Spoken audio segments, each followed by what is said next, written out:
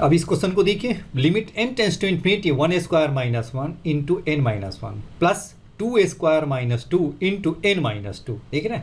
फिर अगला क्या होगा 3² - 3 इंटू n - 3, और सिमिलरली क्या होगा n - 1 का whole square minus n - 1 into क्या होगा 1 हो गया।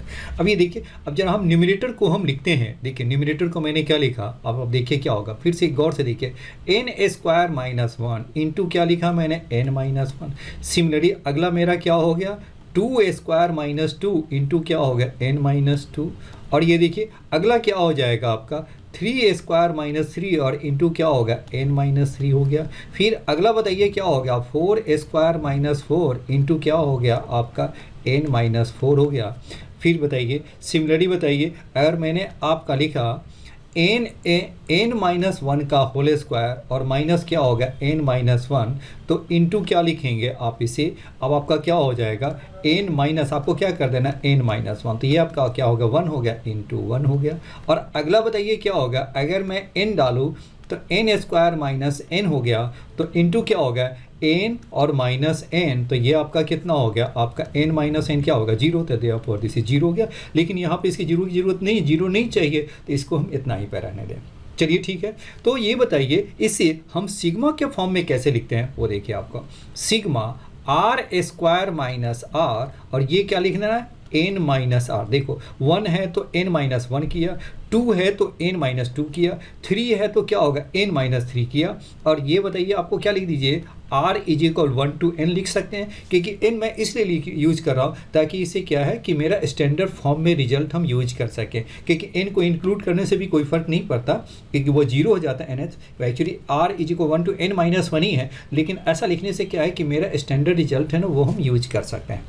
चलिए ये आपका हो गया आपका। अब इसे आगे हम सॉल्व करेंगे तो बताइए क्या हो जाएगा आपका, ये देखिए आपका क्या होगा n r² और माइनस क्या होगा nr हो गया, फिर आपका कितना होगा -rq और प्लस क्या हो गया आपका r² हो गया, राइट है। r = 1 to क्या होगा n। अब ये देखिए नेक्स्ट हम इससे हम क्या लिख सकते हैं, ये मेरा हो गया n हो गया, और r² आपको r² यदि कॉमन निकाल दें तो ये मेरा क्या होगा r² n+1 हो गया, इसको और इसको मैंने एक साथ रख लिया।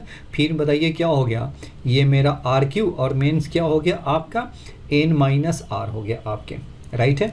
और ये आपका r = 1 to n। अब इसको अलग अलग कर ले, ये आपका कितना हो जाएगा n+1 हो गया सिग्मा r² माइनस क्या हो गया सिग्मा rq, और फिर आपका क्या हो गया n और सिग्मा r आ गया, इस क्या हो गया r = 1 to n कर दीजिए, r = 1 to n कर दीजिए।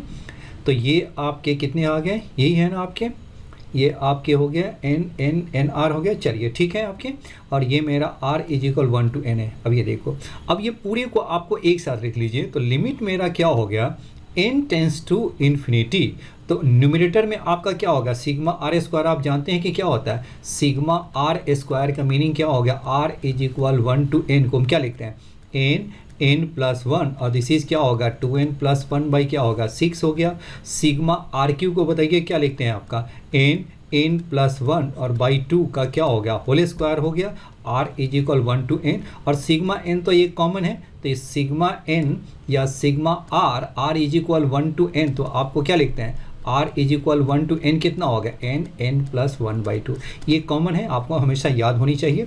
चलिए अब ये देखो, अब आपका क्या होगा न्यूमरेटर आपका यही हो गया, तो हम देखिए हम क्या लिखते हैं वह n+1, देखिए बस सावधानी से लिखिए, बहुत शॉर्टकट में आपको बता रहा हूँ, बिल्कुल फ्यू सेकंड में आपके आंसर निकल जाएंगे। ये आपका न्यूमरेटर में देखिए क्या होगा n+1 हो गया, और सिग्मा r², तो सिग्मा r² अभी आपने देखा ये क्या है n+1, और ये क्या है आपका 2n+1 बाई क्या हो गया आपका 6 हो गया। फिर बताइए माइनस क्या होगा सिग्मा rq, तो ये क्या होगा n+1 बाई क्या हो गया 2 का क्या होगा होल स्क्वायर, और फिर आपका क्या होगा -n इंटू n+1 बाई क्या हो गया 2 हो गया, राइट है। अब ये देखिए नीचे आपका कितना हो गया, वो देखिए आप नीचे आपका क्या हो गया 1² 2² n³ हो गया, तो सिग्मा n³ का सिग्मा r³ का फॉर्मूला यूज कर दीजिए, तो ये मेरा क्या हो गया n+1 बाई 2 का क्या हो गया आपका होल स्क्वायर हो गया, और माइनस आपका कितना हो गया दिस इज n+1, और दिस इज क्या होगा 2n+1 बाई क्या हो गया आपका 6 हो गया, राइट है। अब ये देखिए, जब इन्फिनिटी बाई इन्फिनिटी हो और n टेंस टू इन्फिनिटी हो तो उस केस में आप देखिए, उसको पहले आपको क्या कर देना, न्यूमिनेटर का हाईएस्ट पावर बताइए।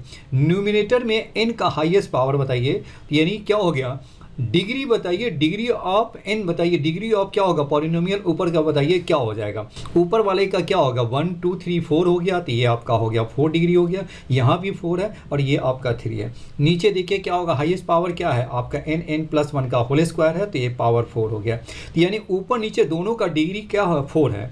तो जब भी आपको n टेंस टू इन्फिनिटी हो और न्यूमरेटर डिनोमिनेटर दोनों का डिग्री सेम हो तो आपको क्या कर देना है, coefficient of highest power. Answer क्या लिखेंगे, कोफिशिएंट ऑफ क्या हो गया, highest power, highest power of, coefficient of highest power of क्या हो गया n, और नीचे भी आपका क्या होगा, coefficient of highest power of n कर दीजिए, हाईएस्ट पावर ऑफ n कर दीजिए। यही मेरा आपका डायरेक्ट आंसर हो गया। अब ये आपका रिजल्ट आपका कितना हो गया वो देखिए आप। ऊपर वाले के बताइए कितना हो गया, ऊपर वाले में बताइए क्या होगा, n+1 तो ये आपका कितना होगा, कोफिशिएंट बताइए क्या होगा, 2/6 आ जाएगा, तो देयरफॉर क्या होगा 2/6, माइनस आपका कितना हो गया, ये हो गया 1/4, और इधर आपका है ही नहीं तो बस ये आपका हो गया। नीचे बताइए क्या हो गया, ये आपका हो गया 1/4, यानी क्या हो गया, ये मेरा हो गया 1/3 और माइनस 1/4 इज इक्वल क्या हो गया 1/4। तो ये आपका कितना हो गया, 1 हो गया आपका 12 और इंटू क्या हो गया 4/1, दैट मीन्स क्या होगा, दिस इज 1/3, तो therefore 1/3, therefore option B is correct हो गया। तो क्या देखा, ये बहुत ही सिंपल, इसमें कुछ करना ही नहीं था, बस इसको मुझे सिग्मा के फॉर्म में लिखने थे। और जैसे ही मैंने देखा n टेंस टू इन्फिनिटी है तो आपको क्या कर देना है, इसको हाईएस्ट पावर को देखिए, coefficient of highest power of n, और नीचे भी कोफिशिएंट ऑफ हाईएस्ट पावर, क्योंकि दोनों ऊपर नीचे दोनों का डिग्री सेम होना चाहिए तभी ये फॉर्मूला एप्लीकेबल है। तो आपको क्या हो गया, ये मेरा आंसर हो गया आपका डायरेक्ट, ये आपका 1/3, इसमें कुछ भी फर्दर कैलकुलेशन की ज़रूरत नहीं है आपको। Okay, thank you.